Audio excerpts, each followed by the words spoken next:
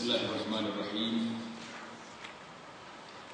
Alhamdulillahirabbil alamin wassalatu wassalamu ala rasulil amin Nabiyyina Muhammad ibn Abdullah wa ala alihi wa sahbihi wa man wala, amma ba'd. Alhamdulillah, syukur kita kepada Allah Subhanahu wa taala kerana pada pagi ini, itulah pada pagi Sabtu bersamaan dengan 8 hari bulan Oktober tahun 2011, kita dapat mulakan muzakarah kita ataupun perbincangan kita dalam sebuah kitab yang sangat masyhur di tempat kita ini, yang bernama Munyatul Musalli, yang ditulis oleh seorang tokoh yang hebat dalam dunia alam Melayu Nusantara ini, iaitulah Syekh Daud bin Abdullah Al-Qadani. Terlebih dahulu saya mengucapkan ribuan terima kasih kepada pihak penganjur, iaitulah yang berbahagia Tan Sri sebagai imam Masjid Negara dan semua imam-imam berbahagia Al-Fadhil Ustaz Ihsan, Ustaz Aziz dan lain-lain, muslimin dan muslimat yang hadir bersama sebagai ahli munaqashah ataupun rakan bicara kita pada pagi ini. Assalamualaikum warahmatullahi wabarakatuh. InsyaAllah perbincangan kita dalam kitab Munyatul Musalli ini, kita akan baca format dia. Mungkin kita akan ikut apa yang telah pun kita buat dalam Radio IKIM. Seorang pembaca akan duduk di depan ini dan bergili-gili. Siapa yang nak baca boleh, muslimat pun boleh baca juga. Tak apa, kalau salah pun tak ada markah. Cuma kalau betul mungkin ada hadiah. Itu beza. Itu kelebihan dia ni. Salah kalau salah baca tak apa, tapi kalau betul baca, saya nak syorkan Masjid Negara bagi hadiah lah. Kalau Masjid Negara tak bagi pun Abu Anas bagi, insya-Allah. Jadi kita minta, jadi cara pembacaan insya-Allah, kita baca beberapa baris, kemudian ana akan jelaskan makna perkataan yang payah ataupun yang perlu pada penjelasan. Bila habis satu-satu masalah, kita akan buka kepada perbincangan. Para peserta muslimin dan muslimat boleh bertanya, boleh membuat ta'liqat, ulasan, ataupun menambah sebagai penjelasan kepada apa yang kita katakan di sini. Kitab ini tidaklah besar sangat.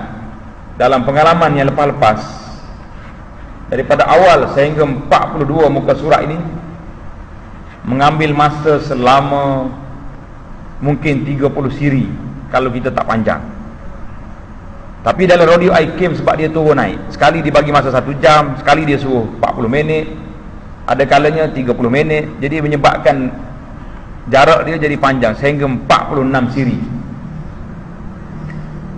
Dalam satu wacana lain di Johor baru ni, kita baca 2 kali je khatam. Baca kali pertama sampai muka surat 20, kali yang kedua nanti muka surat 42 tak khatam. Ada satu lagi cara bacaan, dia panggil cara baca India. Kalau tuan-tuan rasa nak khatam hari ni je, kita baca cara India. India ni dia baca bismillah tu pakai berapa nafas boleh pergi, 5 baris pun baca terus je sampai habis. Masing-masing tanda tangan, ambil berkat, ijazah, khataman.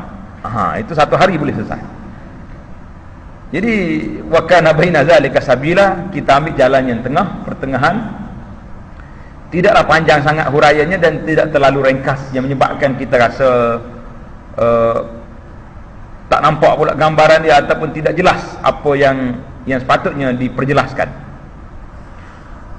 Cuma dalam metod pengajian, ana rasalah di zaman kita hari ini, di zaman orang panggil dunia globalisasi yang begitu luas, dunia yang tak terkawal lagi ni semua masuk dalam dunia kita, dalam rumah kita, dalam maklumat makrifah kita.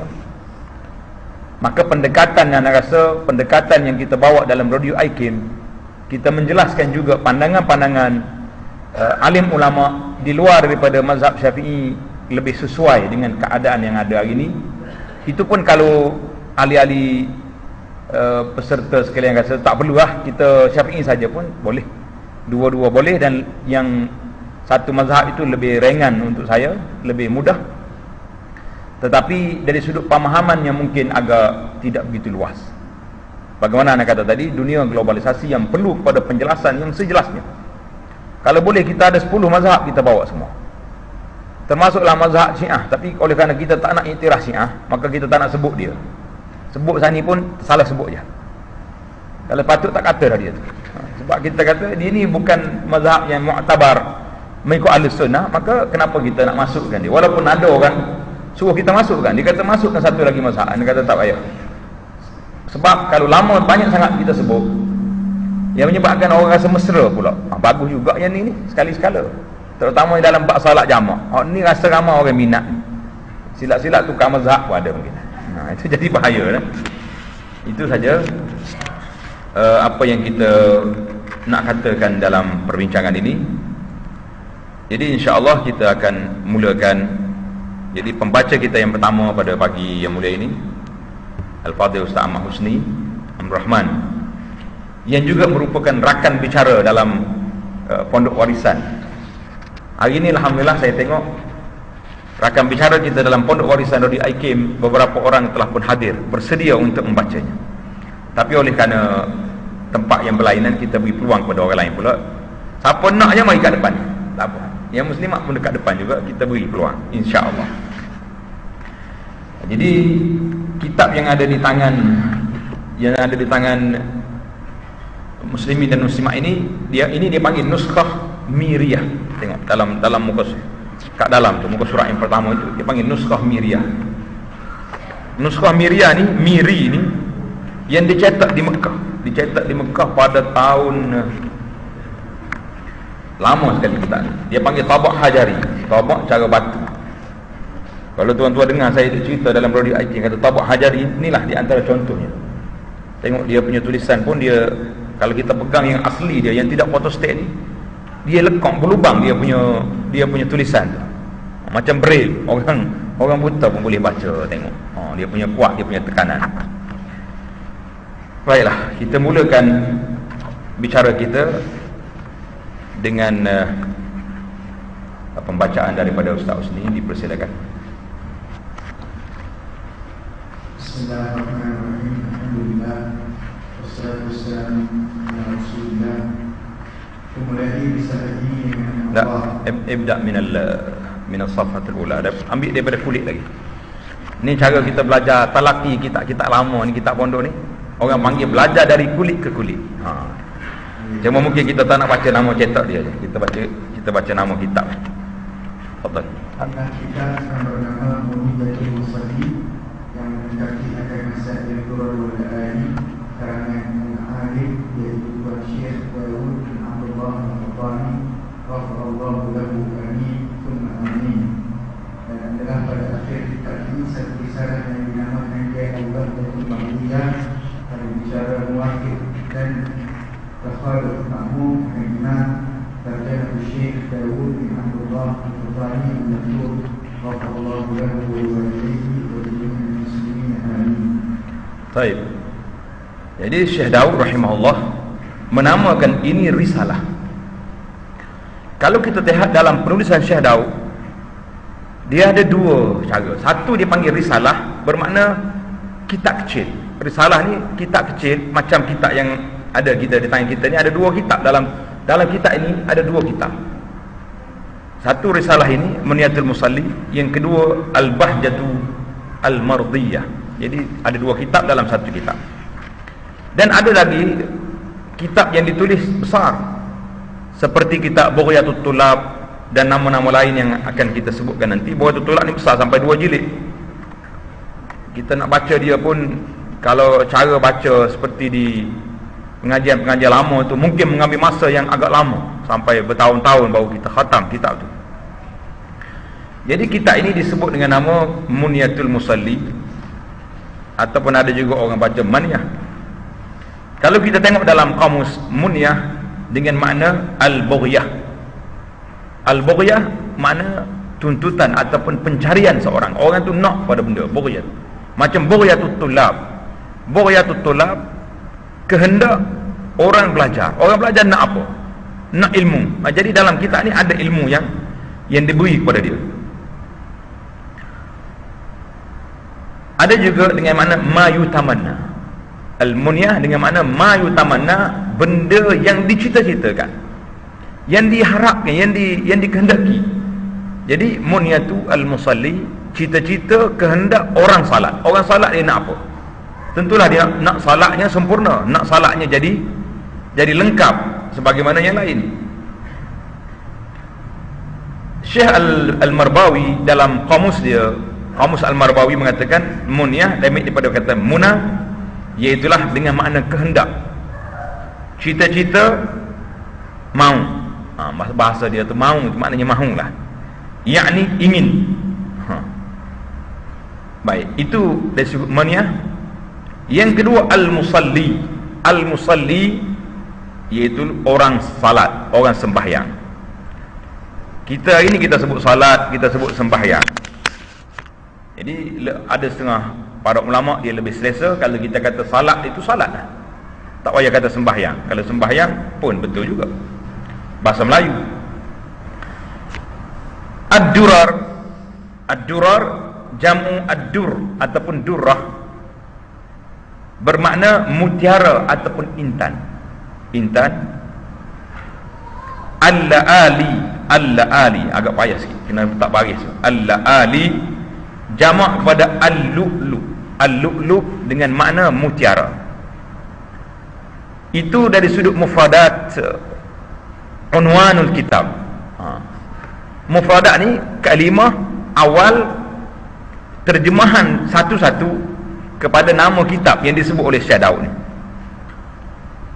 Kita kena ingat, bila kita nak baca mana-mana kitab, mana-mana buku,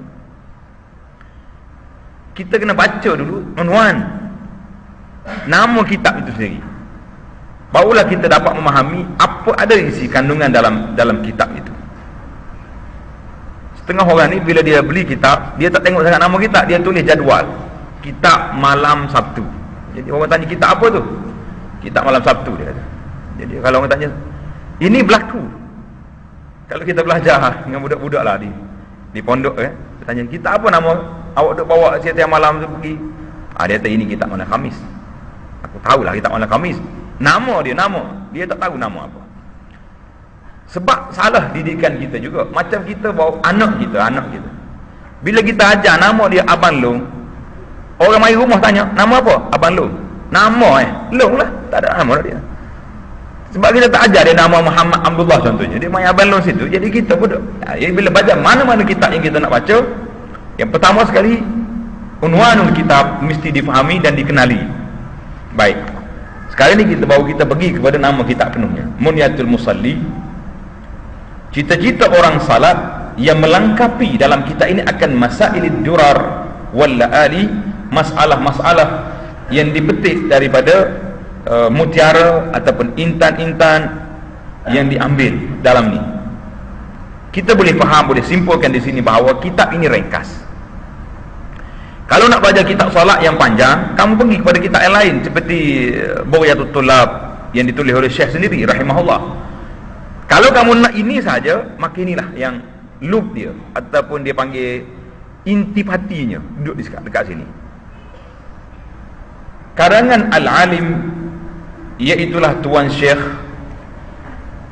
ini yang ditulis oleh orang lain lah tulis ni, dia kata karangan Al-Alim Al-Allamah Al-Habru Al-Fahamah Al-Ma'arif Al-Arif Al-Rabbani, iaitulah Tuan Syekh Daud bin Abdullah Al-Fatani. Jadi bahasa gelaran orang zaman dulu macam ni, Al-Alim Al-Allamah, orang yang sangat alim, alim lagi sangat alim ulama zaman kita hari ni. Al-Habrul Fahamah, Itu orang alim juga. Al-Arif Ar-Rabbani itu istilah yang diguna oleh orang zaman dulu. Kalau zaman kita ini tak ada lagi hak ni. Dia ada yang berbahagia Tan Sri Profesor, tak cukup Profesor Madya Emeritus, habis benda dia letak kat situ. Doktor. Jadi al-faqih ilallah mungkin tak ada faqih lagi dah. Semua orang hebat-hebat belaka. Gelaran zaman tu ini.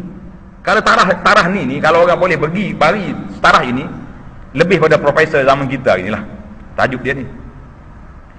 Kalau kita nak tengok Tuan Syekh sendiri, dia sendiri rahimahullah, dia tak sebut apa-apa. Yang diterjemahkan dia oleh Daud bin Abdullah Al-Fatani. Itu je gelaran dia yang diterjemah oleh Daud bin Abdullah.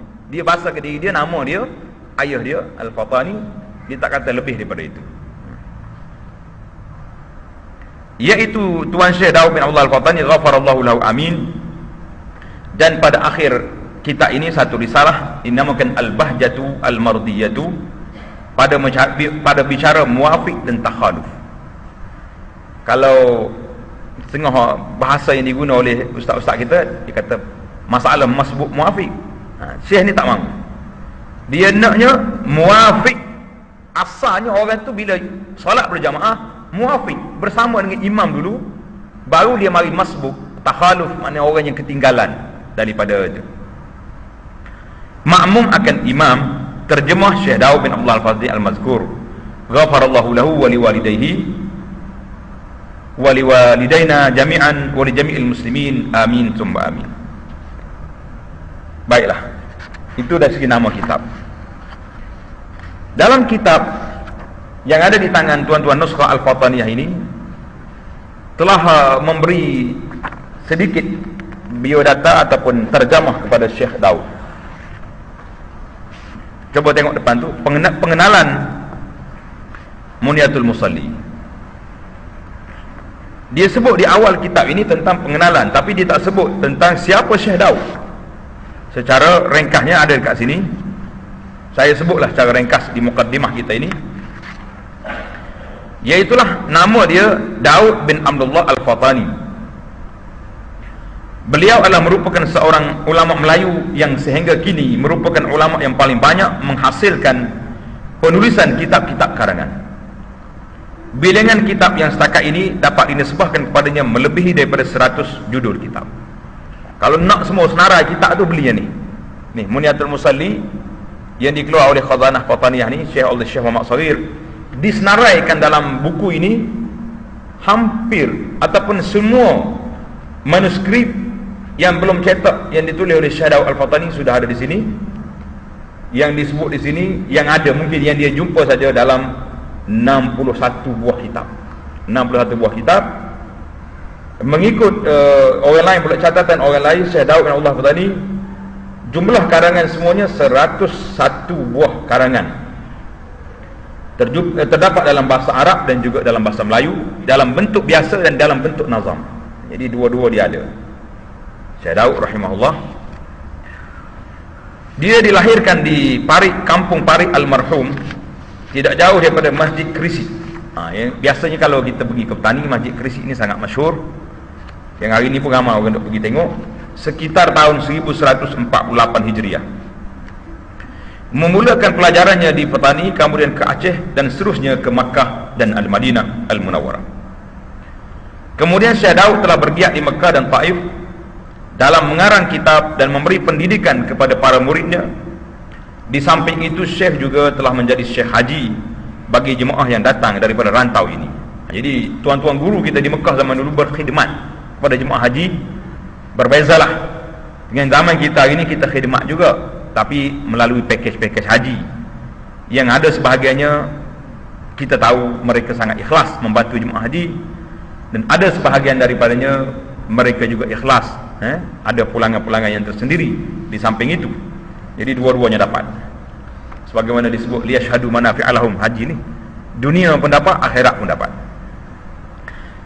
Kebanyakan tuan-tuan guru kita, pasal tu dia panggil al-mutawwif. Al-mutawwif zaman dulu, tuan-tuan guru ini sendiri bertindak membawa para jemaah dia pergi ke masjid, bawa pergi haji dan sebagainya, kerana dia tahu orang haji ni sangat perlu pada bimbingan. Syekh Daud Al-Fatani begitu fasih dalam penggunaan bahasa Melayunya sebagaimana yang didapati dalam kitab-kitabnya. Jadi kitab Syekh Daud ni kalau kita nak bandingkan dengan kitab lain yang ditulis oleh ulama-ulama Nusantara juga, kitab dia lebih mudah, lebih ringkas, tapi bahasa di zaman dia. Jangan kata apa pasal. Pernah waktu kita baca kitab Musalli ni secara dalam radio, dia kata kenapa sampai 20 kali nya tu dalam kitab tu. Akan nya satu perenggan saja 20 kali nya. Kata bahasa dia zaman dulu kalau tidak ada nya, tak ada lemaknya. Zaman kita ini kalau ada nya, sakit perut pula dah. Tak faham jadi. Istilah tu ada, ya baiklah. Jadi bahasanya baik.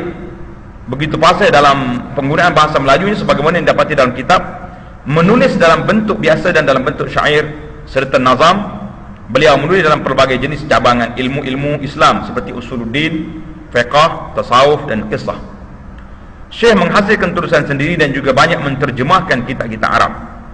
Jadi rahimahullah ta'ala, Syekh Daud, bila dia terjemah, diterjemahkan oleh Syekh Daud, oleh Daud bin Abdullah. Dia mengaku bahawa bukan yang dia tulis. Syekh Daud pernah kembali dari Hijaz bagi menziarahi Fatani, menemui Sultan Muhammad Safiyuddin Sultan Sambas di Kalimantan dan melawat saudara maranya di Terengganu. Syekh Daud Fatani meninggal dunia di Taif pada tahun 1263 tanpa meninggalkan zuriat dan dikebumikan berhampiran dengan kubur Sayyidina Abdullah bin Abbas radhiyallahu taala anhu. Jadi Abdullah bin Abbas ini di antara sahabat Nabi yang sangat hebat, yang sangat warak. Tapi dia tengok di zaman dia, mungkinlah zaman dia tu dia tengok orang-orang yang pergi ke Mekah, yang mari daripada luar ni agak kurang beradab. Dia menyebabkan Sayyidina Abdullah bin Abbas kata, aku baca hadis Mekah ni banyak kelebihannya, tapi Mekah juga ada masalahnya. Orang buat maksiat di sini takkanlah tidak berganda sebagaimana orang yang buat ibadat berganda pahala. Maka Abdullah bin Abbas radhiyallahu taala anhuma mengambil pendekatan tinggal di Taif. Bila aku rindu ke Mekah, aku pergi. Dan memang betul pun.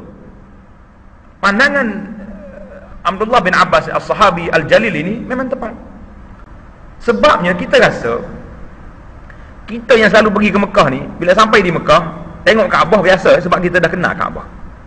Tapi jemaah haji yang kita bawa ni, yang baru-baru sampai ni, analah kalau pengalaman bawa orang baru-baru pergi sampai dekat Kaabah, kita tunjuk ni Kaabah ni, pintu ni, saya duduk kat sini.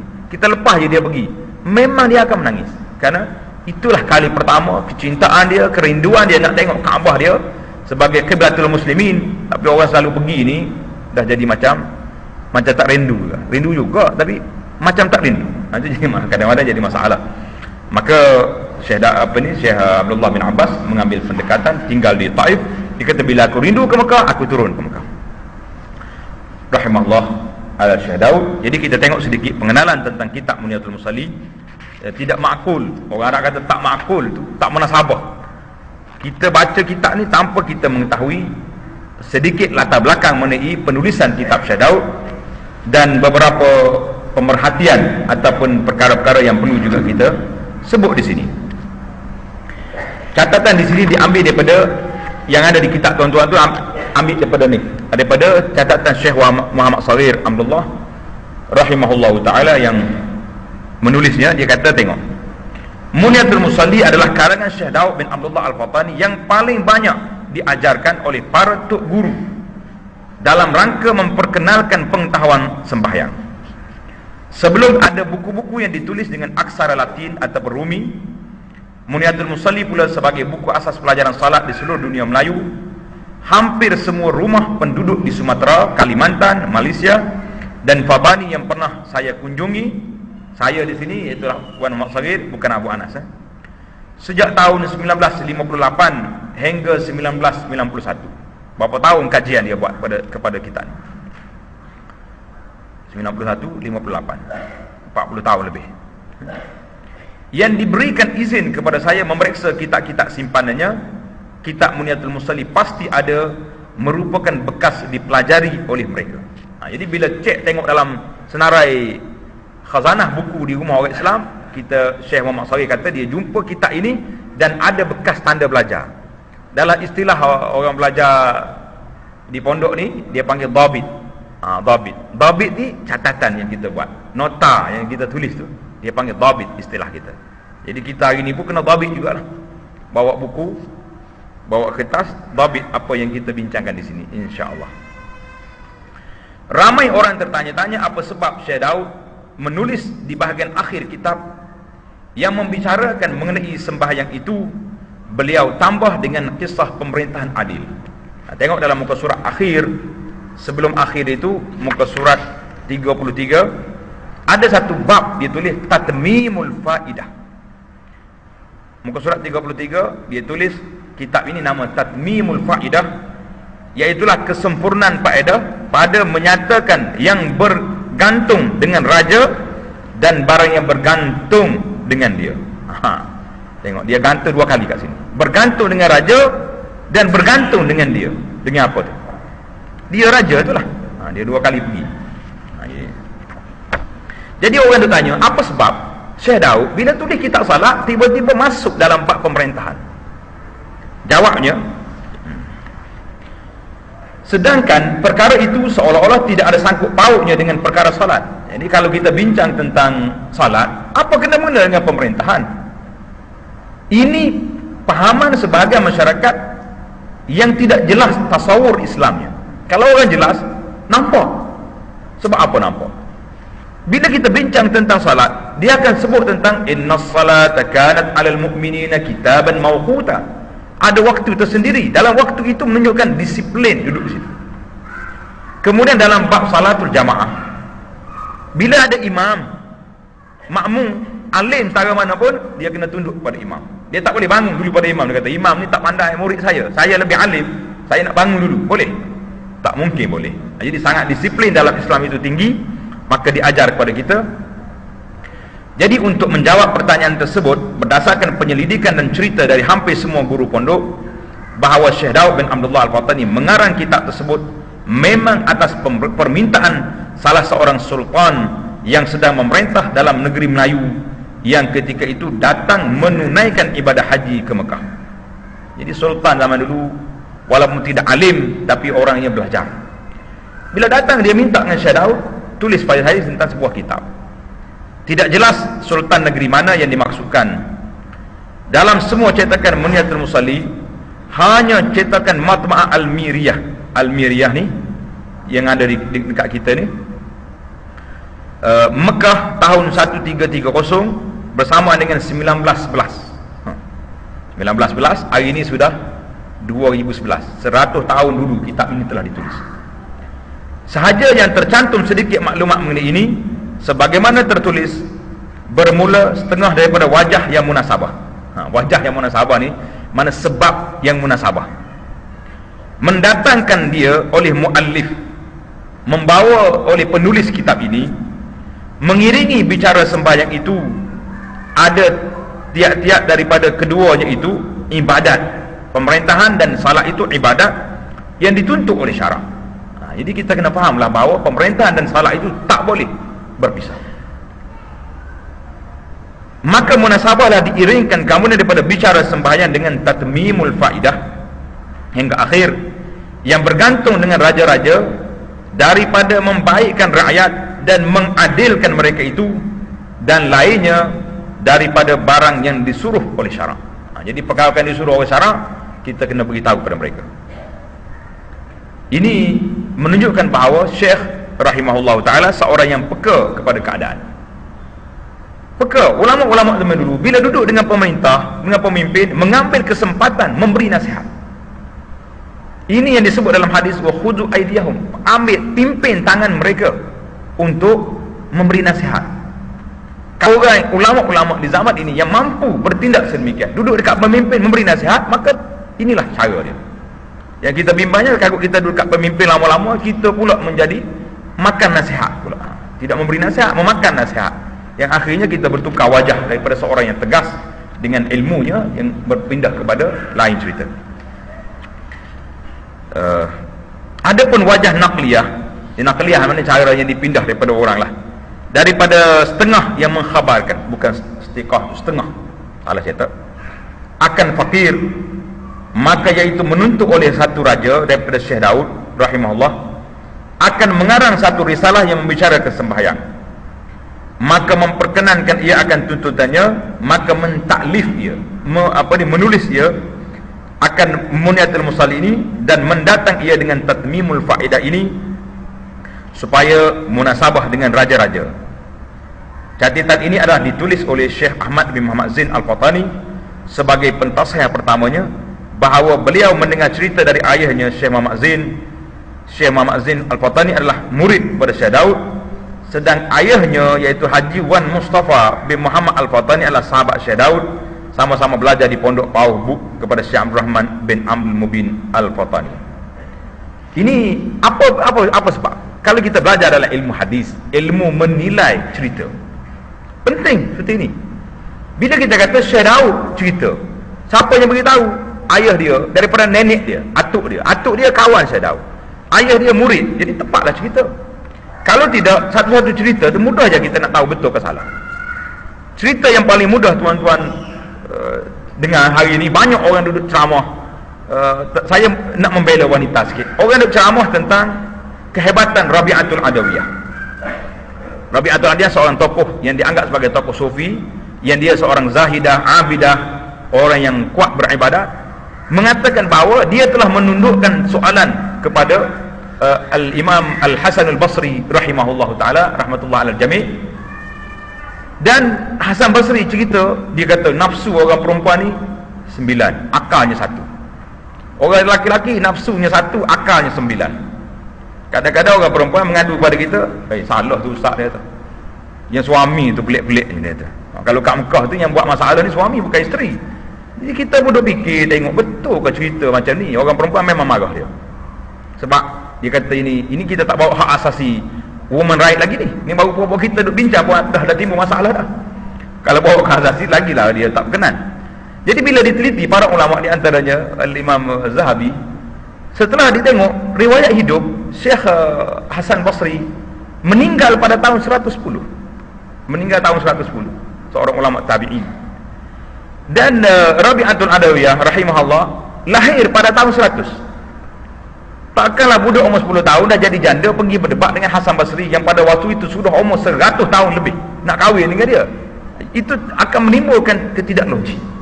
Itu nasib baik juga ada lagi sempat hidup 10 tahun. Setengah-setengah cerita ni mati lama dah orang tu, baru mari cerita kemudian. Ini pun timbul cerita-cerita yang kita kena nilai. Jadi kalau kita kata buat apalah, ulama-ulama zaman dulu dia sebut dalam terjemah seorang itu, dia ni belajar dengan orang ni, orang ni belajar dengan orang ni.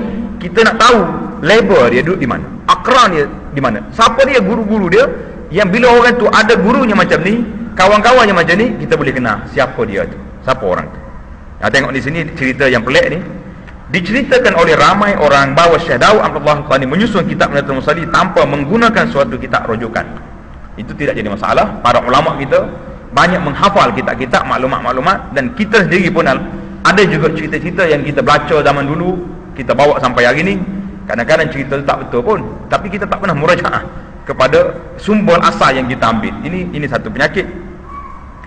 Tapi Syekh ni hasil daripada ingatan dia, bacaan dia, ilmu dia, dia boleh tulis macam ni. Semua yang ditulis adalah berdasarkan pengetahuan yang ada dalam ingatan beliau sahaja rahimahullah.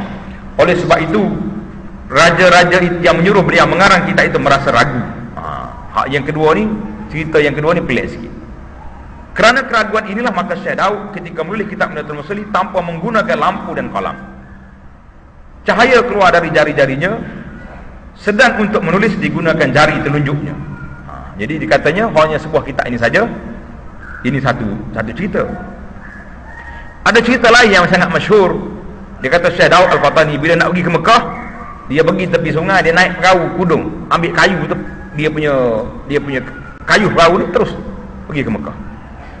Jadi bila orang tanya di sini, Syekh Daud Syekh Muhammad Sari, dia kata apa ni,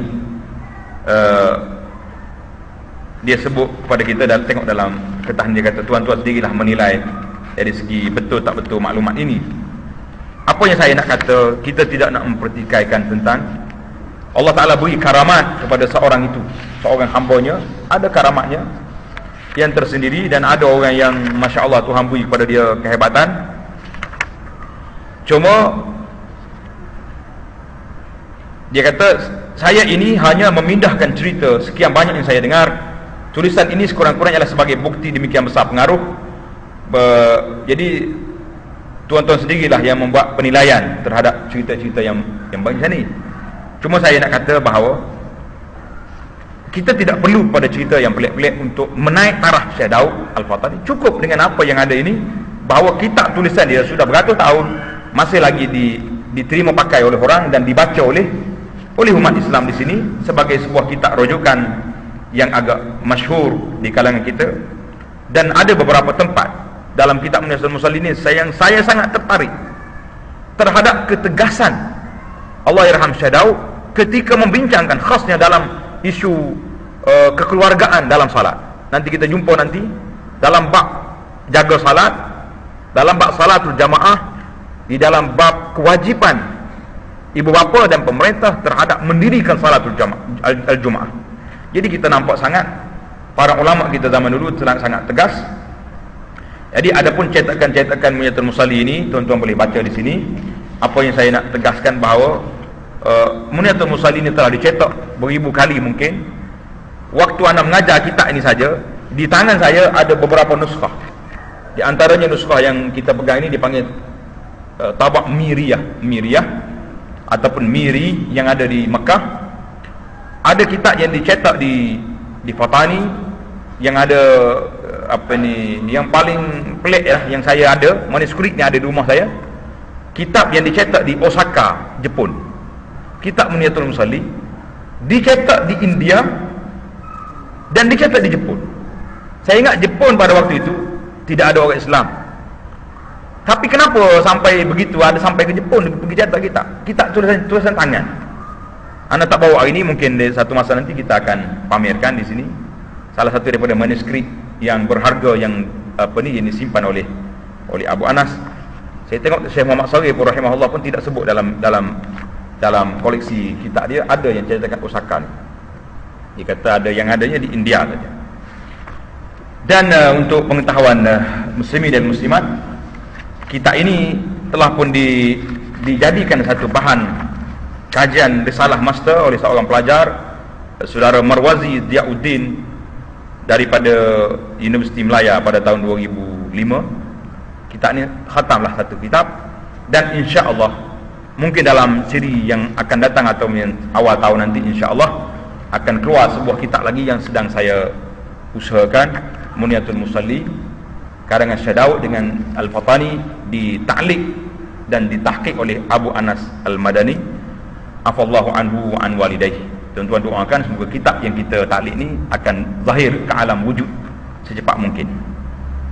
Kalau tidak, kita jumpa banyak versi-versi baru yang ditulis oleh orang kitab Munyatul Musalli, nama Munyatul Musalli kat luar, tapi dalamnya telah diubah istilah-istilah yang pelik-pelik, yang payah-payah, yang sepatutnya inilah istilah yang menakutkan sebahagian daripada ustaz kita nak baca. Dia kata kitab ni kalau baca mudah sebab. Ini cerita orang di pondok. Dia belajar di pondok tak habis, asyik pergi duduk tunggu kubur, tunggu apa sini, yang menyebabkan orang lain duduk belajar, dia duduk buat kerja lain. Jadi bila balik kampung, orang suruh baca kitab, dia baca kitab 2-3 baris menangis. Dia kata saya kalau baca kitab ni sebab, bukan menangis sebab tak reti nak baca. Itu jadi masalah. Sama, jadi kita tak nak hari ni, zaman kita hari ni pun orang condemn kitab lama ni bukan kerana kitab, tapi kerana dia tak pernah baca. Dalam satu forum ada seorang sahabat kita, dia kata sungguh kitab Munyatul Musalli. Jadi saya bila sampai mikrofon pada saya, nak tanya sahabatku ahli panel, kalau tengok pada cara percakapan saudara tadi, seolah-olah kitab Munyatul Musalli ni sudah duduk dalam kepala kita. Ikhlas lillahi ta'ala di atas pentas yang mulia ini, mata ilmu, saya nak tanya berapa kali khatam kitab? Dia kata belum baca lagi. Macam mana orang yang tak baca boleh menilai sesuatu perkara? Tidak adilnya kita menilai satu benda yang kita tidak baca. Sama juga hari ini, orang yang masih hidup, tuan yang masih hidup, masih wujud di alam dunia ini, tiba-tiba kita pergi ambil maklumat tentang dia dalam internet yang orang sebar, dan kita sebarkan pada dia ni macam ni, sedangkan tuan yang masih ada tidak habis RM2 kalau kita telefon kepada dia, kita boleh dapat maklumat yang benar. Apa pandangan saudara dan apa maksud kata-kata saudara dalam masalah ini. Jadi bila kita wa iza qultum fa'dilu, Allah dah sebut dalam Quran, bila kamu bercakap biarlah adil. adanya kita dalam menilai kitab-kitab lama, kitab-kitab Muniatul Musaddiqin, kitab-kitab jauh yang lain yang insya-Allah ana alhamdulillah tuan-tuan kalau tengok dalam website saya Abu Anas Madani itu saya sudah khatam beberapa buah kitab-kitab lama dan separuh lama yang kita baca untuk kita kata bahawa kitab ini mempunyai nilai yang sangat tinggi. Cuma sebagai seorang manusia ada beberapa kelemahan dari sudut tertentu. Orang ni kuat dalam bidang fiqh, mungkin dia tidak kuat dalam bidang hadis. Orang ni kuat dalam bidang hadis, mungkin dalam bab fiqhnya agak tidak begitu kuat. Jadi perseimbangan itu, maka sebagaimana kata ulama, al-ilmu rahimun baina ahlihi, ilmu itu menjadi rahim, silaturahim di antara ahlinya. Orang ni pakar dalam bidang hadis, orang ni pakar dalam bidang tafsir, orang ni pakar dalam bidang, semuanya akan melengkapi kitab-kitab. Jadi sangat tidak selesa tuan-tuan muslimin dan muslimat bila kita baca kitab syekh-syekh yang besar seperti ini. Apabila kita sebut hadis yang disebut ini tidak kuat, pandangan yang disebut ini lemah, jadi seolah-olah kita menghina, tak abadah sama sekali tidak. Tuan-tuan yang belajar di pondok, tidak di pondok pun, yang belajar fiqh Syafi'i, satu matan yang paling kecil yang dihafal oleh orang-orang yang sebagai basic pengajian, dia panggil matan Al-Ghayat wa Taqrib ataupun Ghayatul Ikhtisar. Matan ini agak pelik, ditulis di kurung awal, lebih kurang dalam 400 tahun atau 500 tahun di awal lagi. Bila mari ulama-ulama kemudian Al-Bujairimi mari, Fathul Qarib mari syarah kepada kita ini, dia tegur terus, kenapa syekh ni kata macam ni? Kalau dia kata macam ni lebih baik. Mari orang lain pula sebut, kenapa dia sebut qila sedangkan hadis? Masing-masing memberi sumbangan. Mari pun Ibnul Mulaqin contohnya mengambil kitab ini, dia tak hadis-hadis. Mari ulama-ulama yang kemudian sekali Dib Al-Bughadi, ulama Syam contohnya telah menulis sebuah kitab At-Tahzib fi Adillati Al-Ghayati wa Taqrib. Dia letakkan dalil-dalil kepada kitab ini. Jadi kita kena mengatakan bahawa semua ulama yang berkhidmat kepada kitab ini adalah melengkapi satu sama lain dari berbagai-bagai sudut. Ada ulama lughah, bincang tentang lughah, bahasa.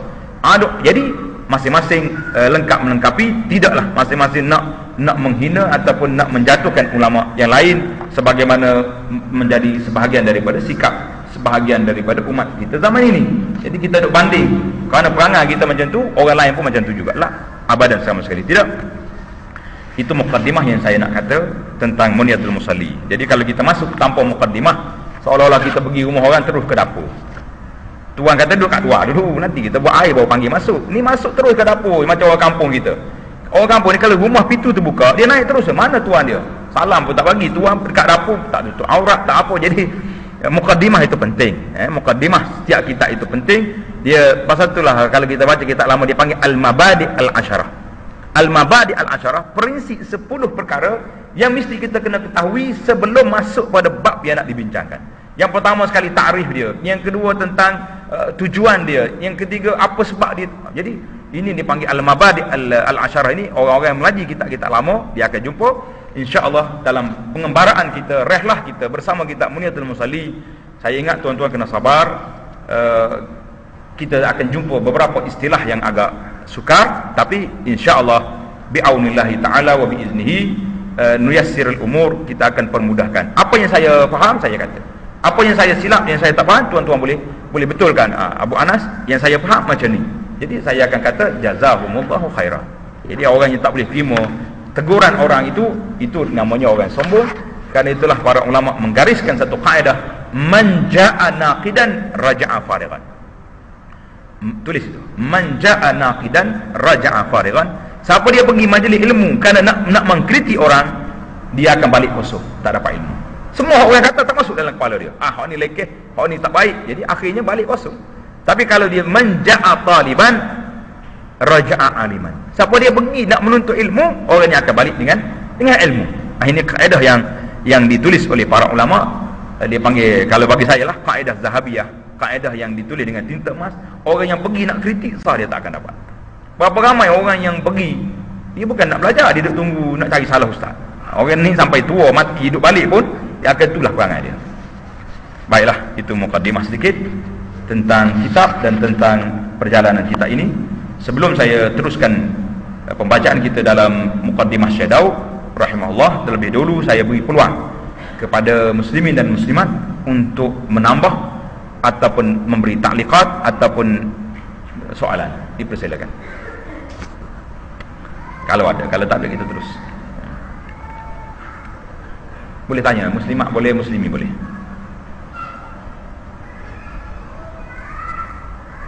Tak ada soalan.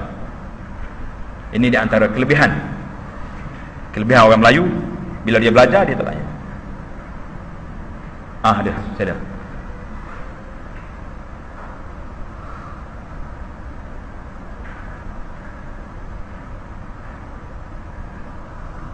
Bangun yang tanya, mungkin kita dengar sini. Assalamualaikum.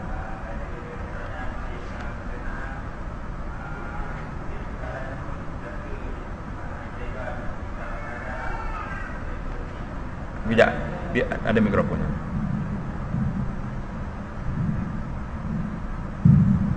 Assalamualaikum. Waalaikumsalam. Satu soalan mungkin ke soalan yang tadi oleh itu yang bersih ilmu lah. Soalan banyak kitab yang ada, jadi kenapa kita punya kitab kita lama yang agak bahasa susah nak faham. Jadi kitab yang baru ni dah dimudahkan bahasa dia. Jadi itu soalan kitab yang jadi lihat. Ya, terima kasih kepada saudara Ridwan. Kenapa kitab ini dipilih? Sedangkan buku-buku baru bermacam-macam jenis tak? Bergambar ada, warna-warni lagi ada, macam-macam bentuk ada. Jadi jawabnya, kita nampak Allahyarham Syekh Daud menulis kitab ini mempunyai ruhnya tersendiri. Ada kelainannya, ada taste dia, ada cita rasa dia sendiri. Boleh jadi nuhsinu azan billah bihi, bahawa dia menulis itu dalam keadaan yang sangat ikhlas dia kepada Allah. Kita tak kata orang lain tak ikhlas, tapi keikhlasan dia yang menyebabkan orang rasa nak baca. Alhamdulillah, soalan yang sama saya ditanya sewaktu mula-mula kita baca kitab ini dalam Radio IQ.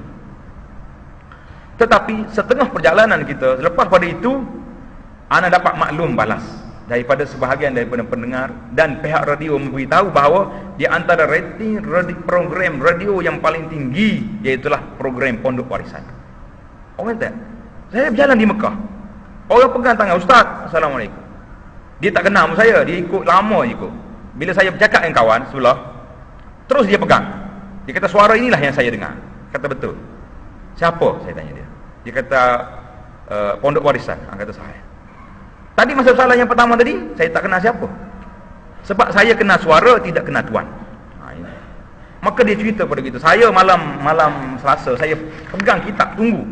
Pukul 9 malam, saya tunggu dengan kitabnya. Yang awalnya pada malam Jumaat, saya tunggu kitab dengan ni. Saya tak pergi dah. Kalau pergi masjid, balik cepat. Kerana nak menadah kitab. Nampak kegairahan orang, minat masyarakat itu kepada kitab ini lama. Walaupun dia lama, mempunyai bahasa yang agak payah, tapi kata orang yang payah itulah yang mencabarnya. Kalau baca yang mudah-mudah ni kita rasa biasa itu, tak pergi berguru pun saya faham juga. Itu jadi persoalan kita, dan kita rasa insya-Allah Allah Taala, Allahyarham Syekh Daud menulis kitab ini dalam keadaan dia begitu ikhlas, sehingga memang kita rasa, dan setiap tempat yang kita pergi orang nak mengaji kitab ni, sebagaimana yang anda kata tadi, ada manhaj yang perlu kita dekati dan ada manhaj yang perlu kita ambil. Yang saya tulis dalam mukaddimah kita ini manhaj yang akan saya bawa dalam perbincangan kita. Sebahagiannya saya dah sebut tadi, bahawa kita akan baca mantan dia dan kita akan huraikan kalimat dia yang kalimatul gharibah, kalimah yang pelik. Kemudian kita akan cuba huraikan sedikit ta'liqat kepada masalah yang dibincangkan itu. Wallahu a'lam. Ada lagi yang lain? Fadal.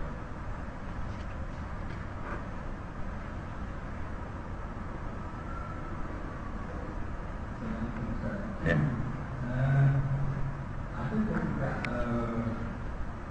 dari hakim atau dari hakim juga nak nyambung semula Pondok Warisan. InsyaAllah. Ya. Penyebarannya luas. Ya. Seluruh negara. Ya. Ya, terima kasih.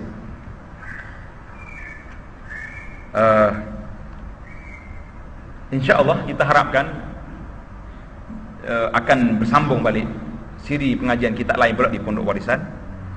Cuma dalam masa yang terdekat ni mungkin kalau kita nak bincang pun selepas haji nanti, kerana hari ni pihak penerbit rancangannya sibuk dan orang yang nak baca pun sibuk, berdua-duanya sibuk. Jadi orang yang dengar yang tak sibuk.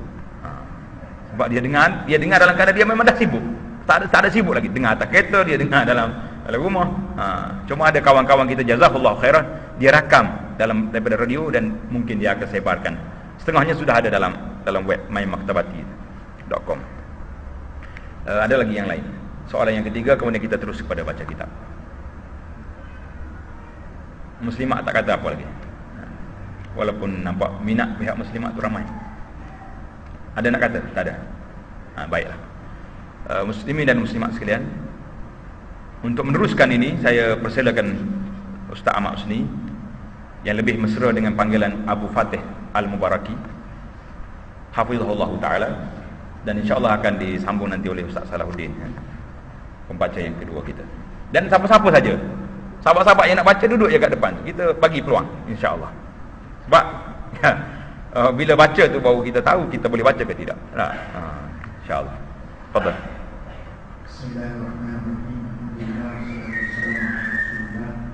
Dimulai risalah ini dengan Allah yang amat murah dan amat mengasihani akan hamba-Nya yang mukmin di dalam negeri akhirat. Alhamdulillahirabbil alamin alladzi ja'ala as-salata tariqatan lil-muttaqin.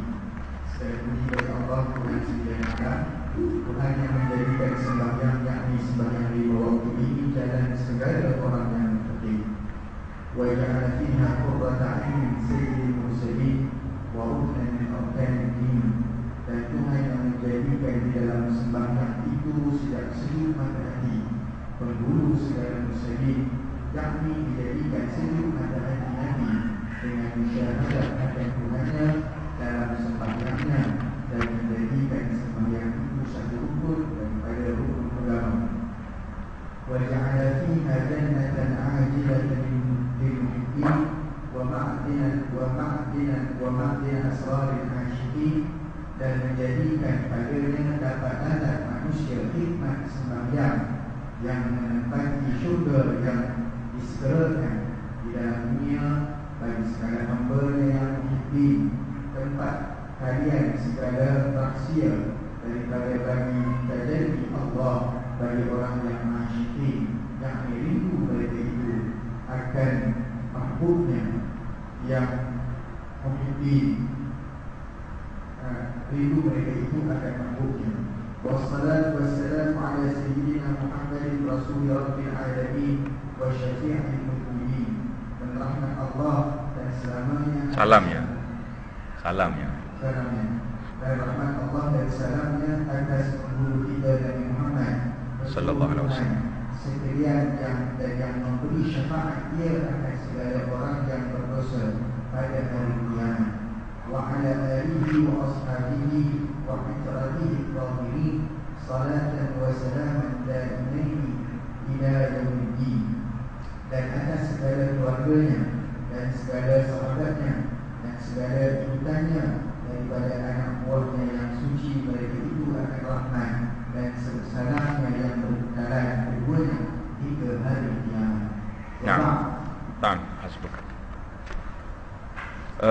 Mungkin nampak banyak bahasa Arab tu susah nak baca kan. Jadi saya syorkan kita beli nuskah yang baru ni, yang kecil juga, yang diterbit oleh Ben Hilabi ni, memang telah dibariskan semua bacaan Arab dia, termasuk doa-doa nanti sudah ada baris. Yang Tabak Hajari ni kita jadikan dia sebagai komparatif untuk buat perbandingan. Buat payah nak baca ni. Bahasa Arab ni kalau tak ada baris, baik terjemah terus. Kalau tidak bertukar nanti. Jadi yang nuskah ni cantik. Ini pun cantik, tapi memudahkan kita. Mudah kali yang pertama. Kalau keluar nuskah yang baru lagi nanti, lagi mudah insya-Allah. Beli dulu yang ni. Kata Syekh Daud rahimahullah, ku mulai risalah ini. Jadi saya dah sebut tadi, risalah maksudnya kitab kecil. Dia akan tulis buat kitab yang besar. Dengan nama Allah yang amat murah lagi amat mengasihani akan hamba-Nya yang mukmin di dalam negeri akhirat. Alhamdulillahi Rabbil Alamin alladhi ja'ala as-salata tariqatal muttaqin. Segala puji bagi Allah, Tuhan sekalian alam, Tuhan yang menjadikan sembahyang 5 waktu itu jalan bagi orang-orang yang muttaqin. Apa makna orang muttaqin? Orang yang bertakwa. Muttaqin, orang yang bertakwa. Wa ja'ala fiha qurrata 'aini sayyidil mursalin wa ruknan min arkanid din. Dan Tuhan yang menjadikan dalam sembahyang itu sejuk. Dia tulis di situ Sinjingqah. Dah. Sinjingqah tu sejuk boleh, tapi kena baca sejuk. Sejuk mata hati, qurrata aini itu makna sejuk mata hati penghulu segala mursalin. Semua rasul-rasul, mana segala mursalin, yakni dijadikan sejuk mata hati Nabi dengan musyahadah. Apa makna musyahadah? Menyaksi dengan mata hati. Itu makna musyahadah. Musyahadah al-qalbiyah, dia tengok dengan mata hati dia akan Tuhannya di dalam sembahyang. Jadi orang yang salat ini orang yang berhadapan dengan Allah Azza wa Jalla, bertemu dengan Tuhan. Kerana itu kita tak boleh bercakap dengan manusia, tak boleh cakap dengan siapa pun tak boleh, kerana kita sedang bercakap dengan Allah Azza wa Jalla. Dan menjadikan sembahyang itu satu rukun daripada rukun agama. Rukun agama kita ni 5. Ini berdasarkan kepada hadis Nabi, bunyal islamu ala khamsin. Dalam hadis yang diriwayat muttafaqun alaih Bukhari dan Muslim, mengatakan hadis itu ittifaq dua imam besar itu. Wa ja'ala fiha jannatal ajilah lil muhibbin wa ma'dina asraril asyiqin. Dan menjadikan padanya, pada salat itu, nya tu balik pada salat. Ini ingat, di sini banyak nya. Nya inilah merengkaskan tulisan, tetapi memeningkan pembacanya. Sebab kadang-kadang nya nak pergi ke mana? Ada satu kitab, kalimah hu saja tu balik kepada siapa? Sebab ulama-ulama syurah, pensyarah pada kitab matan itu berkhilaf. Ada kata hu ni balik kepada dhamir asal, ada kata hu ni balik. Jadi duk khilaf hu swiji pun makan masa begitu lama. Saya ingatlah, Allah irham bapak saya rahimahullah ni, dia banyak suka banyak cerita. Dia kata di antara cerita kali ulama-ulama Kelantan zaman dulu, ada orang nama Tok Ali, Tok Guru Haji Ali Pulau Pisang, nama orang ni, hak ni pakar bahasa, hak ni pakar fiqh. Jadi kadang-kadang dua pondok ni berkelahi dengan sebab apa? Sebab hak fiqh ni kritik bahasa, hak bahasa kritik hak fiqh. Itu menunjukkan kealiman mereka boleh berbincang sampai begitu sekali. Zaman kita ni nak bincang macam mana? Jannatul ajilah, dan menjadikan padanya dapat lazat manis khidmat sembahyang yang menepati syurga yang disegerakan. Siapa nak masuk dalam syurga yang segera, masuk dalam salat. Boleh masuk tak? Agak-agaknya. Kalau imam baca lama sikit, jadi neraka pula. Allah lamanya. Sakit habis segala lutut dah. Kena hak gaut pula kat Tuhannya tahu. Berbeza. Orang yang asyiqin, orang yang faham, orang yang munajat dengan Allah Ta'ala, lagi lama salat, lagi sedap dia. Kita lagi lama, lagi susah hati. Di dalam dunia, syurga yang disegerakan dalam dunia ini bagi segala hambanya yang muhibbin, yang mengasihi, yang mencintai Allah Azza wa Jalla. Wa ma'dina asraril asyiqi, dan tempat galian. Tempat galian maksudnya yang menjadi sumber, tanda tempat galian yang menjadi sumber segala rahsia daripada bagai tajalli. Bagai jenis, berbagai-bagai jenis tajalli, penzahiran tanda-tanda kebesaran Allah. Jadi orang-orang yang rapat dengan Allah, bagi orang yang asyiqin, orang yang rindu mereka itu akan mahbubnya, akan kekasihnya. Siapa kekasihnya itu? Allah Azza wa Jalla. Jadi orang yang asyiqin ni orang yang rindu kepada Allah. Hari ni orang asyiqin ada ke tak ada? Ada? Tak ada. Pada yang kata tak ada lagi orang asyiqin zaman ni. Saya kata zaman sekarang ni lah orang yang paling ramai sekali asyiqin. Mana satu kampung mesti ada Nur asyiqin, apa asyiqin, Muhammad, semua asyiqin belaka. Tapi nama yang adanya, dari segi sifatnya, perangainya, tak ada asyiqin. Dia asyiqin juga, asyiqin dengan SMS, dengan Facebook dia. Tidak asyiqin kepada Allah. Kadang-kadang kita kesian kepada anak-anak kita ni. Kita pilih nama tak kena. Pilih nama Nur asyiqin. Asyik kepada siapa? Orang dulu kalau kata asyikin ini sifat orang yang asyik kepada Allah. Zaman kita ni kalau sebut asyikin, asyik kepada benda lain. Jadi kita tak nama lain lah, nama-nama yang lebih selesa, yang menunjukkan kepada nama. Bila kita panggil nama, menunjukkan anak tu baik, nama panggil baik. Letak nama anak pun susah kali ni. Allahu Akbar. Susahnya kita di zaman orang hidup bersendirian, jauh daripada syariat. Allah Ta'ala bagikan dia segala, menjadi galian segala rahsia daripada bagai tajalli, penzahiran tanda-tanda kebesaran Allah bagi orang yang asyikin, orang yang rindu mereka itu akan mahbubnya, akan kekasihnya. Siapa kasihnya? Allah Azza wa Jalla. Muslimin dan muslimat, kita bacalah dalam sejarah orang-orang yang seperti ini, para awliyaillah salihin, di kalangan para sahabat, di kalangan para tabi'in, apa sifat mereka salat, bagaimana keadaan mereka salat. Itu sepatutnya kita belajar. Tapi hari ini orang belajar juga sifat salat dari segi perbahasannya. Salat Nabi macam ni, salat ni macam ni, masing-masing mendakwa dia ni mengikut salat Nabi. Tapi kualiti salatnya kalau kita tanya sungguh-sungguh, jadi tak jadi. Kita lebih banyak kepada perbahasan daripada amalan. Wassalatu wassalamu ala sayyidina Muhammadin rasuli rabbil alamin wa syafi'il muznibin. Dan rahmat Allah dan salamnya ke atas penghulu kita Nabi Muhammad sallallahu alaihi wasallam, persuruh Tuhan sekalian tu ada tak ada perkataan alam? Penghulu sekalian, Tuhan sekalian alam. Ada tak? Itu cantik. Dalam kitab lama tak ada. Dalam kitab cetakan baru ni tidak ada. Maka kita tambah di sini, kita kata kalimah perkataan alam itu ambil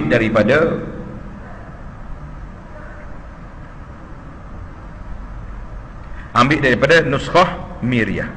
Ini kaedah tahqiq kitab, kena baca banyak nuskhah. Waktu pengalaman buat risalah, tulis masalah risalah, orang Arab panggil magister, Melayu kata master.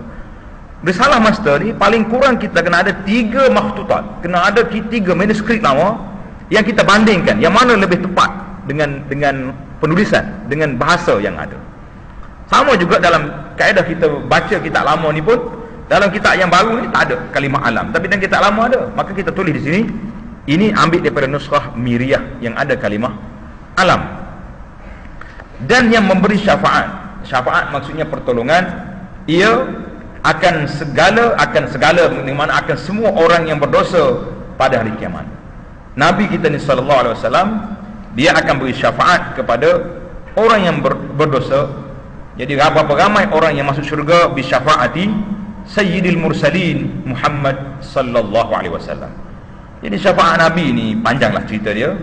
Kalau kita cerita tentang syafaat, barulah kita terasa betapa pentingnya kita berdoa kepada Allah Azza wa Jalla. Tak perlu kita banyak-banyak.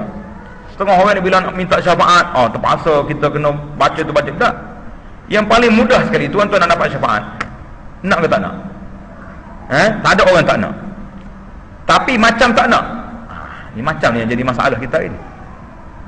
Kalau tanya, semua kata nak. Tapi kalau ditanya kali yang kedua, apa yang awak buat nak syafaat? Ini payah nak jawab. Dia kata, ustaz, itu soalan yang kedua ni agak sensitif.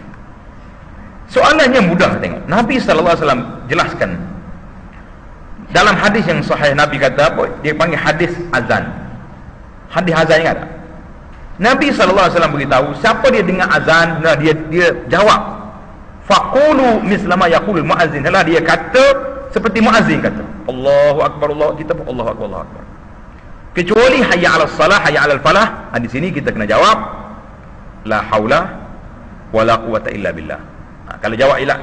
Tapi saya yakin lah, saya duk fikir seorang-seorang lah setakat ni, saya ingat ramai di kalangan masyarakat Islam di kawasan kita ni duk jawab macam muazzin juga. Muazzin kata hayya 'alas salah, mari solat kat sini, dia di rumah dia pun hayya 'alas salah juga. Sebab tu dia tak pergi masjid. Jadi salah jawab ni kita perlu kena betul. Ni puan-puan ni, muslimat kita ni, balik kalau yang ada suami tu, ajar betul-betul, abang, hayya 'alas salah tu jawab betul. La haula wala quwata illa billah, dengan makna aku tak boleh pergi ya Allah nak jawab nak sahut seruan muazzin ini kecuali dengan pertolongan. Kalau Tuhan tak tolong, rumah tepi masjid, boleh pergi? Tak boleh pergi. Orang duduk solat dekat masjid penuh, dia duduk basuh kereta kat rumah. Dia basuh kereta tahan juga seorang dia. Ini pasal lagu kat rumah tu lagi dahsyat. Saya banyak kali dah cerita, saya pergi melawat negara China. Sini tak dengar lagi ni, tak cerita lagi kat sini. Nak dengar cerita China?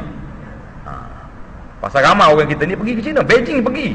Tapi dia naik tembok besar negeri China. Tembok besar tu kerja nak pergi pasang kunci. Kau ada dah rombongan kita nak pergi pasang kunci kat China tu tahu ni. Dia pasang ibu kunci, ambil anak kunci campur bawah tembok besar. Saya tanya orang putih buat apa ni? Dia kata love. Love apa love? Maknanya kalau kunci tak terbuka ni, cinta tak putus. Jangan pergi pasang pula ni. Waktu saya tulis balik daripada China, saya tulis catatan dalam website kita. Pengalaman negara China, kita tunjuk gambar kunci banyak sekali. Ini bukan nak cerita kunci ni, nak cerita azan. Saya pergi melawat masjid Niuji di Beijing, dekat Johor masa tu, sampai. Kita masuk sekejap, beramai orang masuk, pakcik-pakcik ni masuk nak solat Johor.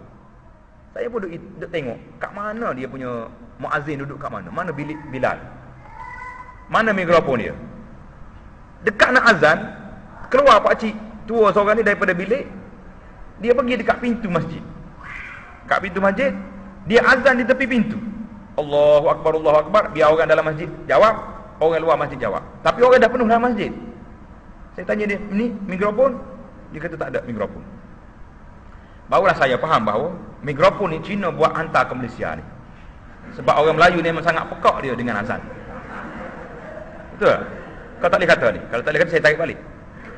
3 kilometer di masjid kita, azan bunyi. Masjid negara ni saya ingat berapa kilometer boleh dengar ni. Jauh sungguh dia ni. Seluruh Malaysia boleh dengar ni azan masjid negara. Ketika masuk TV itulah. Ketika lain tu tak dengar lah sekarang kat sini. Yang marinya berapa orang? Ni soalan yang kedua ni masalah. Yang azan 3 kilometer dengar, yang duduk dalam masjid ada 3 saf dia ada. Imam dia seorang, muazzin seorang, adalah pakcik tua belakang. Jadi Cina ni tak payah pakai azan rupanya. Pergi ke Cina lagi. Panjang lagi cerita Cina ni. Lain kali kita sambung. Jadi Nabi SAW kata, siapa dia dengar azan, bila selesai azan, dalam hadis Muslim Nabi mengatakan, summa sallu alayya, kemudian dia selawat ke atasku. Lepas kita jawab azan, la ilaha illallah, kita selawat dulu. Ini kita tertinggal. Tertinggal banyak sungguh ni. Sebab apa tertinggal? Sebab dalam TV dengan radio tak kata. Kita pun tak kata juga. Sepatut kita lepas azan kita kata Allahumma salli ala Muhammadin wa ala ali Muhammad. Ringkas pun tak apa tapi selawat. Thumma, dia mari kalimah thumma dalam lafaz Muslim. Thumma, kemudian salulia laha al-wasilah. Kemudian minta dengan Allah Taala kepadaku kuasa al-wasilah, kuasa syafaat. Bila kita doa Allahumma rabb hadhihi ad-da'wati tammah was salatil qa'imah ati Muhammadan al-wasilata wal fadilah wa ba'athu sampai akhir. Bila kita doa ini, kata Nabi sallallahu alaihi wasallam, halat lahu syafa'ah yaumal qiyamah, orang ini berhak menerima syafaat aku pada hari kiamat. Mudah, ringkas, otoritinya kuat, dalam hadis yang sahih. Kita tinggal yang ni. Bila nak syafaat Nabi, pergi buat lagu-lagu entah mari di mana. Ini hari ni pula, bala yang terakhir ini pula, bila nak selawat ke Nabi, mesti kena ada kompang. Masjid negara tak ada ni. Alhamdulillah. Ada setengah masjid hari ni dah jadi tempat berlagu di atas masjid. Bawa kompang penuh, naik masjid penuh. Kenapa nak selawat? Kata berat-berat belaka ni. Tak jumpa. Carilah tuan-tuan. Balik semula ke zaman sahabat, ada buat ke macam ni? Zaman tabi'in ada ke cerita-cerita nak selawat ke Nabi ni macam ni? Nabi simple je Nabi kata. Jawab azan, selawat ke atasku, doa untuk al-wasilah, halat lahu syafa'ah yaumal qiyamah, orang ini berhak menerima syafaat pada hari kiamat. Boleh buat ni? InsyaAllah. Hak lain tu kita cari lagi lah. Banyak lagi lah benda-benda yang boleh kita buat syafaat. Tapi kita mula dengan yang simple, yang mudah-mudah dulu. Saya kalau pergi mana-mana tempat orang kata ustaz, kita nampak bengkel menghidupkan ihya sunnah Nabi SAW. Saya kata mudah ya. Hari ni berapa sunnah kita nak? Dia kata ikut ustaz. Saya kata yang pertama sekali sunnah yang kita hidup hari ni, masuk dalam majlis bagi salam. Assalamualaikum. Ni buat dah. Alhamdulillah. Pindah yang kedua. Sunnah yang kedua, masuk masjid jangan duduk selagi tak salat 2 rakaat, salat tahiyatul masjid. Ni banyak tertinggal dia. Sebab ustaz mengajar depan tangan kita nak duduk. Ada ustaz ni pula, masya-Allah tabarakallah. Dia kata mengaji ni fardu ain, solat tu sunat. Belaga dua tu pula. Jadi kena duduk terus. Susah juga. Kalau kita guna pendekatan kita sendiri yang berfikir tanpa kita rujuk. Nabi kita tengah khutbah, tuan-tuan. Bila masuk sahabat yang duduk sini, Nabi kata bangun, salli.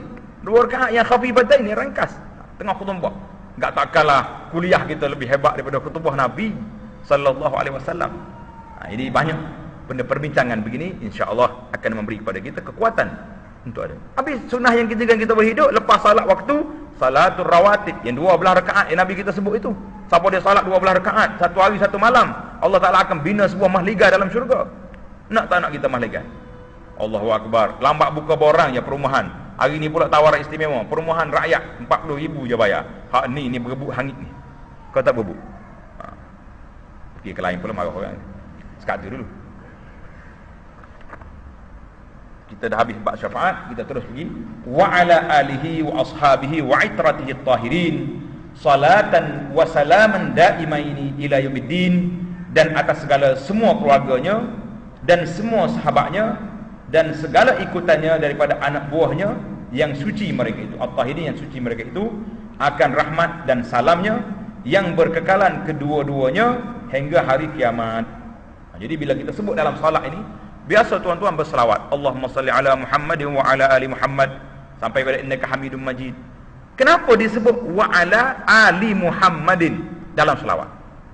Kita kena beza di antara ali Muhammad dalam keturunan dengan ali Muhammadin dalam selawat. Ada perbezaan. Dalam keturunan, kalau sebut dengan ali Muhammad, mana semua keluarga Nabi sallallahu alaihi wasallam, orang-orang yang tidak boleh terima zakat. Nak tahu orang tak boleh terima zakat, pergi pusat zakat kat bawah, tanya mana senarai orang yang tak boleh terima zakat. Di antaranya disebut dengan nama Ahlul Bait, iaitulah keluarga-keluarga ahli rumah Nabi sallallahu alaihi wasallam yang mereka haram menerima sedekah. Terdiri daripada isteri-isterinya, zaujat ummahatil mukminin, serta zuriat-zuriatnya. Mari daripada keturunan Sayyidina Ali, Sayyidina Hasan, Sayyidina Husin, dan semua muslimin dan muslimah dari keturunan Abdul Muttalib, iaitulah Bani Hashim ibnu Abdi Manaf. Jadi hari ini ramai orang mengaku mereka Ahlul Bait, mendakwa mereka sebagai keturunan Nabi. Tak apalah, bila dia ada sanad, ada nasabnya, fadal, ahlan wa sahlan. Kita hormat pada mereka sebagai keturunan Nabi di atas dasar iman mereka kepada Allah Azza wa Jalla. Jadi kalau kita tahu semua keturunan Nabi kita kena hormat, dia akan jadi seperti yang kita nak bawa di bawah ni. Jadi keturunan Rasulullah itu iaitulah setiap orang muslimin dan muslimat yang mari daripada keturunan Nabi, daripada keturunan zuriat Rasulullah sallallahu alaihi wasallam, dan Bani Hashim, Bani Abdul Muttalib, iaitulah Bani Hashim bin Abdul Manaf. Orang ni yang mengaku mereka menjadi Ahlul Bait, hati-hati, mereka tak boleh terima zakat. Tak boleh terima sedekah yang wajib. Jadi kalau kita nak jadi Ahlul Bait ni, kena buanglah, jangan duk pergi hantar surat borang dalam pusat zakat, jangan. Kalau tidak bahaya. Ada seorang pelajar nama dia Syarifah. Saya tanya dia, Syarifah ni saya nak tanya betul-betul, awak belajar sini ambil duit mana belajar? Dia kata duit zakat. Zakat ni boleh ambil ke orang Syarifah? Dia kata ayah dia kata dia ni Syarifah keturunan kau, Syarifah nama dia pun tak tahu. Kata sudah. Jadi kena cek betul-betul kalau kita jadi keturunan Nabi sallallahu alaihi wasallam. Jadi alhamdulillah lah, syukur nikmatlah orang boleh jadi keturunan Nabi, Ahlul Bait. Nah. Dan kata Imam Nawawi, Imam Nawawi kata apa? Rahimahullah, menjelaskan bahawa ulama berselisih pendapat mengenai siapakah yang dimaksudkan dengan keluarga Nabi, ali Muhammadin wa ala alihi itu. Dalam selawat itu, siapakah mereka yang disebut dalam selawat? Jadi beza di antara keturunan dengan selawat. Yang duduk dalam selawat itu, siapakah ali Muhammadin? Pendapat yang pertama, iaitulah Bani Hashim dan Bani Abdul Muttalib. Ali Muhammad, Bani Hashim dan Bani Abdul Muttalib. Inilah pendapat Imam Asy-Syafi'i serta jumhur ulama Asy-Syafi'iyah. Mana majoriti ulama Asy-Syafi'iyah mengatakan Bani Hashim dengan Bani Al-Muttalib ini ahli Nabi sallallahu alaihi wasallam. Iaitulah yang kedua, anak serta cucu dari keturunan Nabi. Anak cucu dia mari daripada Sayyidah Fatimah radhiyallahu anha, mari daripada Sayyidina Ali dan cucu-cucunya. Yang ketiga, semua orang muslimin yang beriman dengannya. Jadi kalau yang ketiga ini semua boleh masuk. Termasuk kita ni orang beriman, kita boleh masuk. Ini pandangan Imam An-Nawawi di dalam kitab Al-Majmu' Syarah Al-Muhazzab, dan kata Syekh Nawawi dalam Syarah Sahih Muslim mengatakan azharuha. Azharuha, pendapat yang paling kuat, iaitulah Ali Muhammadin dalam selawat semua umatnya, wallahu a'lam. Jadi Imam Nawawi memilih pandangan, kalau kita kata Allahumma salli ala Muhammadin wa ala ali Muhammad, Ali Muhammad di sini dalam selawat ini semua umatnya yang beriman dapat semua selawat. Jadi kalau kita selawat kepada orang, kita dapat juga kepada orang lain, selawat dapat juga kepada kita. Ali Muhammadin, ini dalam Syarah Sahih Muslim. Bila sebut cerita ni, saya ingat satu syair yang ditulis oleh Nashwan Al-Himyari. Nashwan ni kita tak bincang tentang akidah dia, kita bincang tentang dia ni seorang yang pakar dalam bidang lughah Arabiah. Orang yang pakar dalam bidang lughah Arabiah telah menyebut dalam syairnya, dia kata apa? Alun Nabi hum atba'u millatihi minal a'ajimi was sudani wal arabi, law lam yakun aluhu illa qarabatuh sallal musalli ala taghi abi lahabin. Bahaya dia punya syair, sedap. Alun Nabi, maksudnya Alun Nabi, keturunan Nabi ialah mereka yang mengikut agamanya. Orang yang mengikut agamanya dari keturunan Ajam, bukan Arab. Dari keturunan Sudan, orang Arab juga tapi berkulit hitam, dan orang Arab. Kalaulah Alun Nabi sallallahu alaihi wasallam hanya kaum kerabatnya, nescaya orang akan berselawat ke atas penjahat yang bernama Abu Lahab. Sebab Abu Lahab ni mari juga daripada keturunan pak saudara Nabi.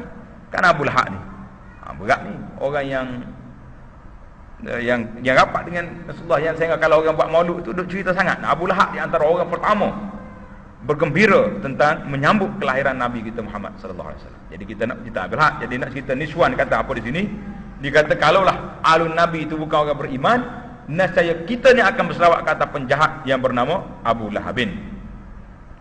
Habislah kita cerita Ali Muhammadin wa ba'du. Jadi kalau tak, kita berhenti sekat wa ba'du. Wa ba'du cantik tak? Sebab ulama-ulama Islam ini dia panggil bara'atul istihlal. Bara'atul istihlal ni keindahan permulaan cakap. Kita nak cakap tentang apa, mukaddimah kita tu menjurus ke arah tu. Segala puji bagi Allah yang menjadikan salat gini-gini. Sebab apa? Sebab kita ini akan membincang tentang salat. Kita ini akan berbincang tentang salat. Maka bara'atul istihlal, permulaan cakapnya kena menjurus pada ini. Jadi kalau kita bincang tentang zakat, tiba-tiba bab tentang salat, jadi dia panggil tak kena mukaddimah. Bara'atul istihlal ini cantik. Dan dalam Islam ini dia ada wa ba'du. Di sini ba'du. Nah, cuma kalau kita perhatilah dalam penulisan kita ulama-ulama silam rahmatullahi taala alal jami', qadiman wa hadithan, kebanyakannya dia akan bara'atul istihlal ini, dia akan mula mengikut tajuk yang nak dibincangkan. Dia tidak bincang dengan yang disebut sebagai khutbatul hajah. Kan kita hari ni bila kita nak bincang tajuk apa pun, innal hamdalillahi nahmaduhu wa nasta'inu wa nastaghfiruh. Tak. Dia akan bincang tentang tajuk yang dia nak bincang. Jadi para ulama mengatakan inilah dia panggil di antara cantiknya susunan, tapi dia akan ada wa ba'du di situ. Cerita wa ba'du ni saya teringat kepada salah seorang pendakwah yang hebat di zaman moden hari ni, zaman kita hari ni. Mungkin tuan-tuan selalu baca buku dia, iaitulah A'id bin Abdullah Al-Qarni. Sebut Syekh A'id ni kalau orang tak kenal juga, memang orang ni orang tak kenal lah, nak kata apa dia tak kenal dah. Sebab orang tanya, "Amu kenal Abu Anas?" Tak kenal. Dah nampak kan dia tak kenal dah. Tak terkenal lah dia tu. A'id bin Abdullah Al-Qarni ni dia diberi cuti selama 10 tahun daripada bercakap. Cuti 10 tahun daripada bercakap, berdakwah. Ini mungkin ramai di kalangan muslimin kita ni baca buku A'id. Kena kenal dia dulu siapa dia. 10 tahun berhenti berdakwah. Kemudian lepas 10 tahun dia dibebaskan untuk teruskan dakwah dia. Kitab yang pertama yang dia tulis, yang saya ingat, tajuk kitab dia Amma Ba'du. Allahu Akbar. A'id Qarni memang pakar sungguh dalam bidang penggunaan bahasa. Tajuk dia Amma Ba'du. Sebab apa? Sebab aku berhenti lama ni, Amma Ba'du ni kita berhenti kat situ. Maka lepas pada ni kita sambung balik. Amma Ba'du dia kata, tawaqqaftu asharan wastafattu asharan. Aku berhenti 10 tahun daripada bercakap, aku dapat faedah 10 perkara. Apa tidaknya? Buku dia banjir di atas meja-meja rak-rak buku di pesta buku. Kerana 10 tahun dia tak bercakap, yang menyebabkan dia boleh menulis buku yang begitu banyak. Kita kena ambil rehat jugalah sikit. Ya, jangan rehat di rumah kita lah, jangan rehat kat lain. Itu kita tak mahu tu. Jadi berehat ni kita boleh menulis kitab. Kalau tidak lagu ni lah jadi. Sana sini akhirnya kitab yang janji tahun lepas 2 tahun lagi tak keluar juga. Tapi harapnya Mustali akan keluar pada tahun 2012 insya-Allah dengan pertolongan Allah, dengan doa sahabat-sahabat sekalian. Dan amma ba'du, berhenti di situ cantik. InsyaAllah kita akan sambung bincang kita. Setakat itu saya rasa kita akhiri majlis kita ini dengan tasbih kafarah. Subhanakallah wa bihamdika asyhadu an la ilaha illa anta astaghfiruka wa atubu ilaik. Subhanakallah wa bihamdika asyhadu an la ilaha illa anta astaghfiruka wa atubu ilaik. Wa sallallahu wa sallam wa barak ala Muhammad wa ala alihi wa sahbihi ajma'in. Walhamdulillahirabbil alamin.